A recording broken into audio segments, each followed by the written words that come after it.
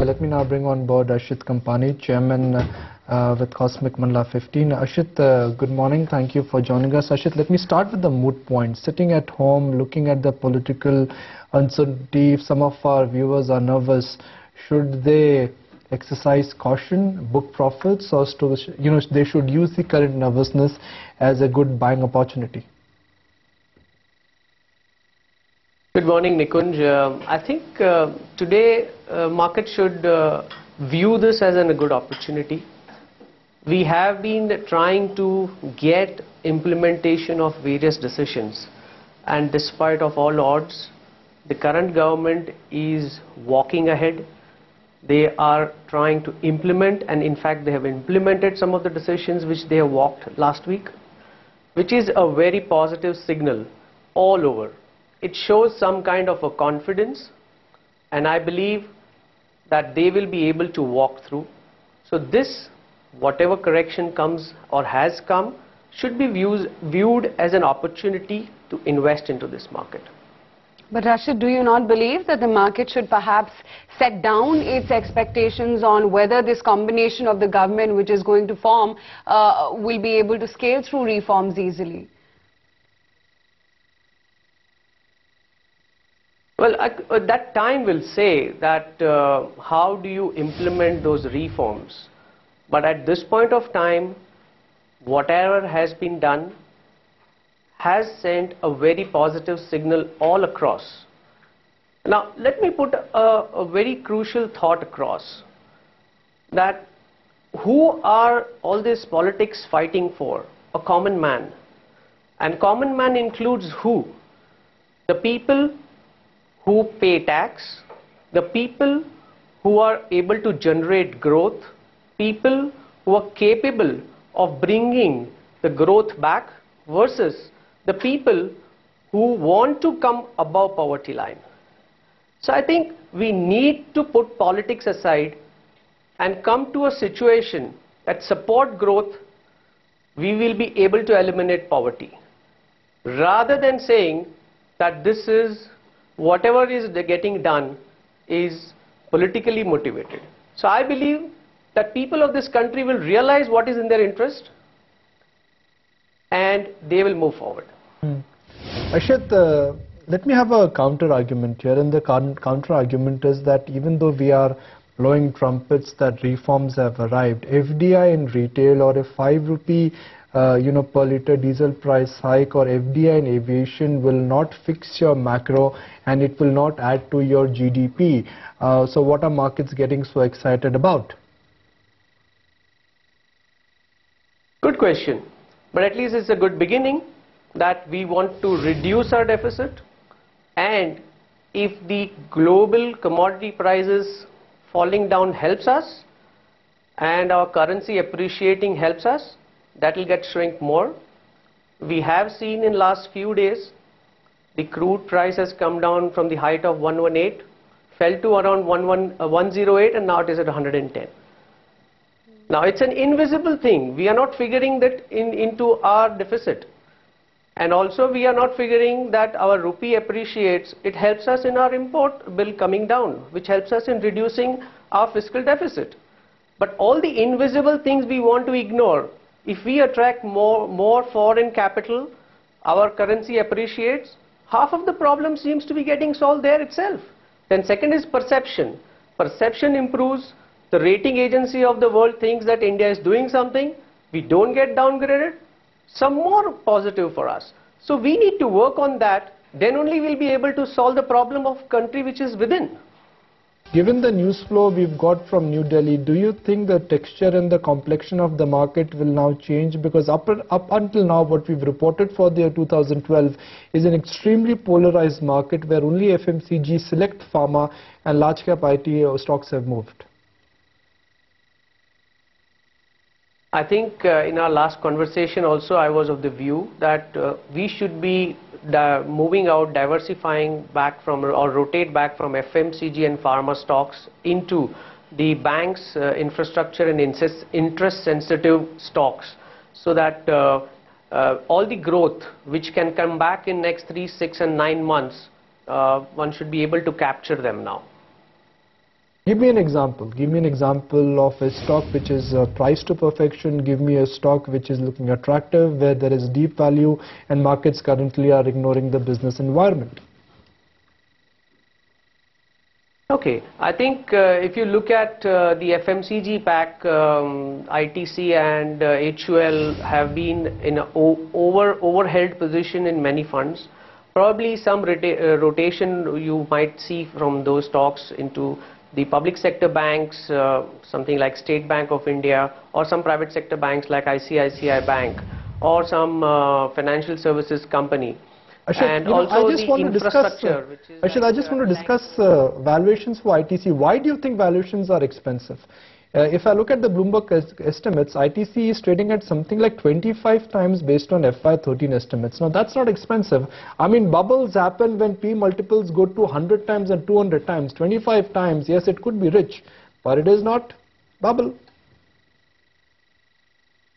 It is not a question of rich.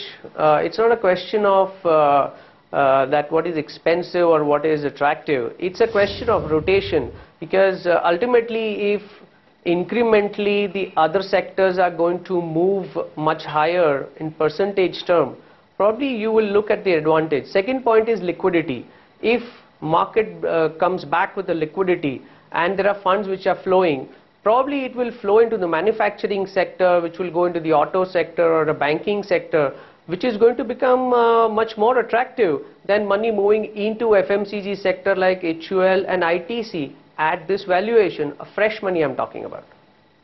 So what happens to the index per se? Because we've run up a fair bit, come up to 5,600. Is there a possibility of a 7 to 8% or even 10% for that matter pullback? Or do you think the markets are now only going to head higher irrespective of whatever happens in terms of FDI or the political connotations? I think pull and push is the part of the market. So saying that 3% going down in a day or the next day going up by 4%, it's going to be a very difficult call. But over a period of next 3 months to 4 months, I think we are heading towards 6,000. Now, if there are corrections in between, I would term it as an opportunity to buy. Ashith, what would explain the strength that we've seen in IT in the recent past, both mid as well as the large caps? Because at a time when the rupee is strengthening, one would assume that the IT stocks should be in the red. That's the assumption from the rupee part. But we must also see that what action has been taken in the United States by Fed buying back, bringing growth back into US, or the Europeans have started looking to even buy back the debts there and bringing the growth back. The moment you bring growth back, the expenses start, and all these companies who have not been spending to upgrade their IT infrastructure or their softwares, who have been outsourcing to Indian companies, and suddenly you start seeing they start negotiating their contracts and the news flow comes in. So people are wanting to be ready for that. Ashith, what makes you bullish on ICICI Bank? Because if I look at the balance sheet exposure of ICICI Bank, they are still exposed to infra. They're still exposed to power. They have a large exposure to Deccan Chronicle. So in the near term, yes, ICICI Bank will also experience a margin squeeze and NPA problems because of poor lending. Well, I think all of us have gone through this kind of dissecting, but we are taking a bigger call. We are taking a call on a country. We are taking a call of fresh money getting allocated. So where do the fresh money, the large scale money gets allocated? To top 10, 20, 30 names first. And in that priority, the banking comes in. Where do you look at banking? You look at State Bank, you look at ICICI Bank, you look at Axis Bank and few other PSUs, or any infra stocks which are large names like BHEL, L&T, or oil and gas names like Reliance, Infosys and TCS in the tech name. So where do you allocate immediate fresh flow? Here. So that is why my premise of ICICI Bank. Pretty much have named 80% of the market cap. No one can buy, 80% of the market cap. Let's nail it down to one or two ideas. One or two ideas where you expect a 50% appreciation in next 12 months. I think one should look at the automobile name or capital goods name, because the moment you get more and more infra names trying to start their projects, they all will start looking good. So I have been pretty gung-ho on Larsen and Toubro. I'll still remain in that. I'm pretty positive on State Bank of India, and I'll still remain positive on State Bank of India.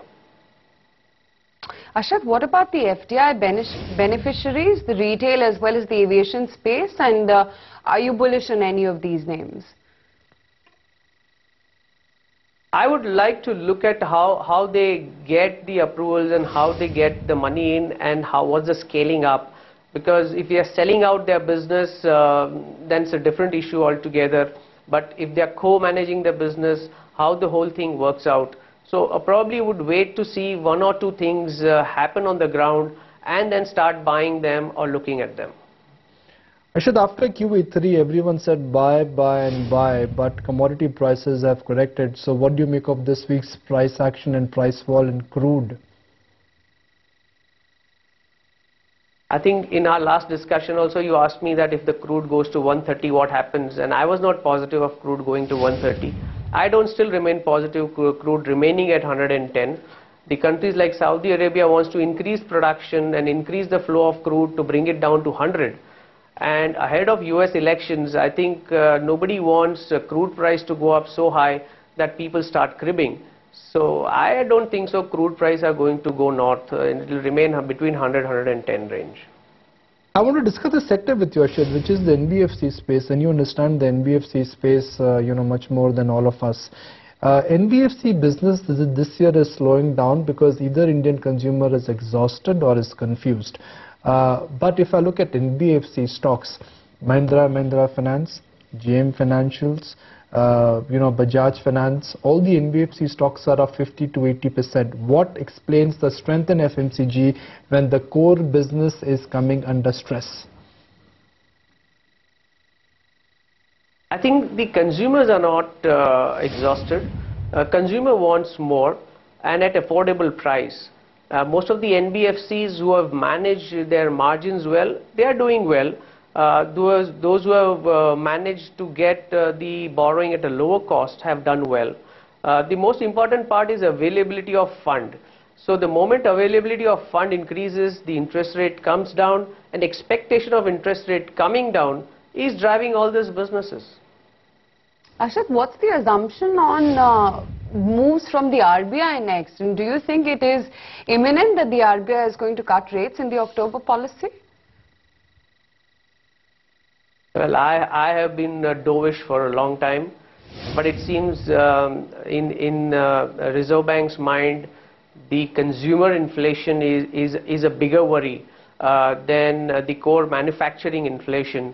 But I think it's high time that Reserve Bank looks at it and starts reducing the interest rate, because to infuse growth, we need to have all components working well.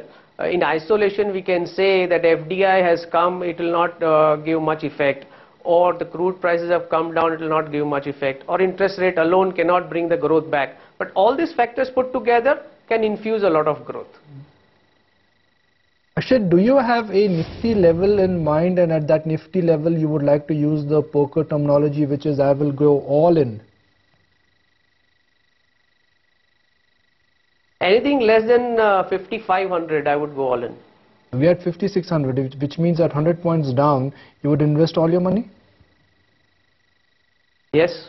You're being very optimistic. What could challenge your conviction?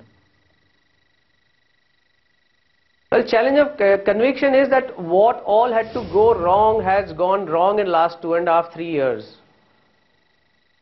And next 2 years, it needs to be in the right side for the country, for the politics, for the people who are in politics. And if you see all the industries, industrialists and all the people in the financial services business have all applauded the decisions taken by this government for FDI, for various opening up, for selling of PSUs, all these things. So that's I like the bullish Ashith Kampani. I like the bullish Ashith Kampani, but is the bullish Ashith Kampani mindful of global factors? If globally risk on trade reverses, Indian markets will also correct. As of now, markets are addicted to cheap liquidity. What if global liquidity dries up? That question we could have debated 3 months before. But now that doors are getting opened with US trying to buy back every month 40 to 85 billion dollar of their debt, and Europeans are buying to buy back unlimited debt with certain conditions, which is going to infuse huge liquidity. Where are you going to pour that liquidity? So if you're so bullish, let's bang the Like table. India and China. Ashith, if you're so bullish, bang the table for me and give me 3 ideas. No large cap ideas allowed. You've given me 6 large cap ideas. Give me 3 mid caps now. Oh, okay. I think we will go walk through the mid-cap ideas in next 15 days, because I want to see behind first the uncertainty of the politics. But still, if you like one idea, one of my oldest idea which has been beaten down to hell is Jain irrigation. The stock we started talking at 180 level is around 60 level now, and they have got the approval to get fresh money equity into the company at this level, and to me it looks a no-brainer. You know, 15 days ago when we interacted, you said after 15 days I'll give you some mid-cap ideas. You've only given me 1. I want 2 more. I gave you 1. Yeah. Oh, you want 2 more. Okay. I think at this point of time I'm less been concentrating on mid-caps. So let me not get carried away. But yeah, in the banking sector you can look at Yes Bank, which is a mid-cap idea. So I made from 1 to 2. That's a 100% increase.